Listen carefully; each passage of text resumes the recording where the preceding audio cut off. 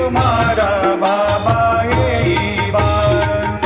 सदा सस्वरूपं चिदानन्दकन्दं जगत्सम्भवस्थानसंहारहेतुं स्वभक्तेच्छया मानुषं दर्शयन्तं नमामीश्वरं सद्गुरुं साईनाथं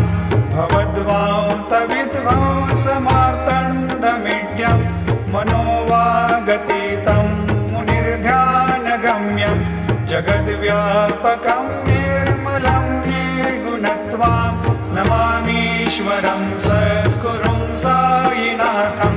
भवाम्भोधिमग्नादितानां जनानां स्वपादाश्रितानां स्वभक्तिप्रियाणां समुद्धारणा